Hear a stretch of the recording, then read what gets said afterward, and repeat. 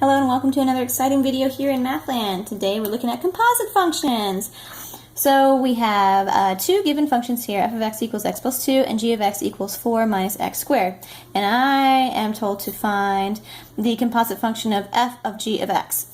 So when we look at these guys, I'm going to look at the function that is right next to the x. And whatever that function is, I'm going to plug it in to the other function, in this case f, everywhere I see an x. So I'm going to look at my g of x first. I've got 4 minus x squared. I'm going to plug this in everywhere I see an x in the f of x. So f of x says x. So 4 minus x squared, which is that g of x, plug it in for that x, plus 2.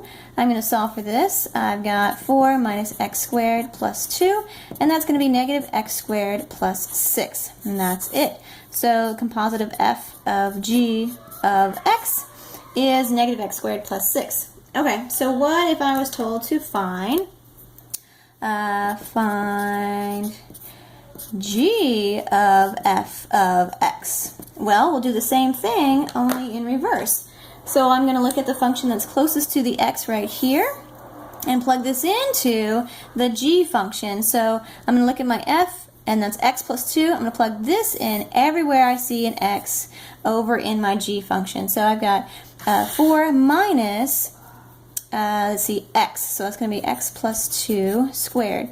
So let's go ahead and work that out. I've got 4 minus x squared plus 4x plus 4.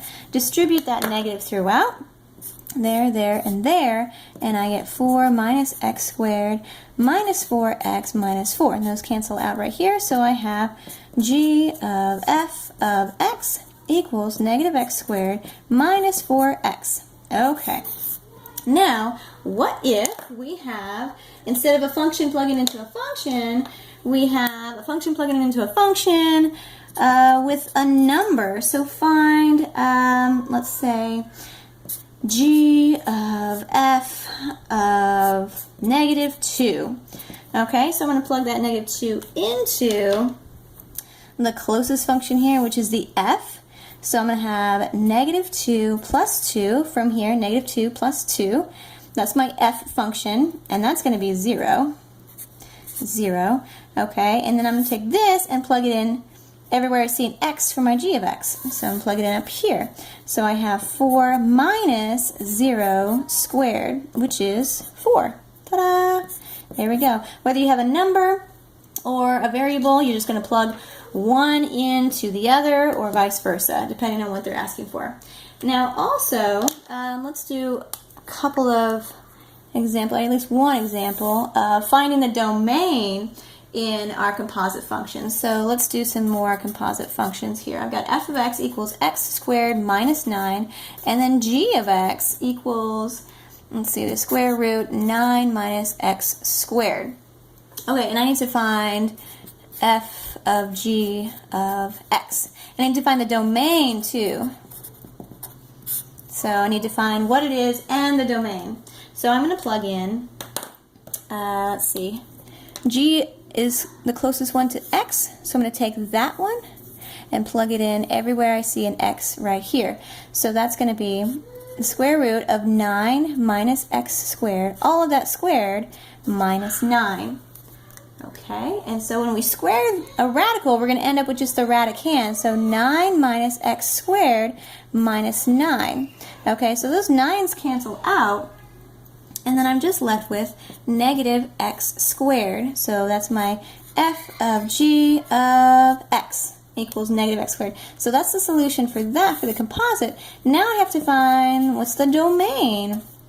Well, looking at the solution, you think, well, I can plug in any number here and I would get a number. There wouldn't be any undefined terms there. But we have to look back to see what we started with. Now, do we have any restrictions on the functions that we started with? For this one, we have no restrictions. You can put any number in for x and get a number for your answer. Now, here is our restriction. So look for restrictions. Whether you have a fraction,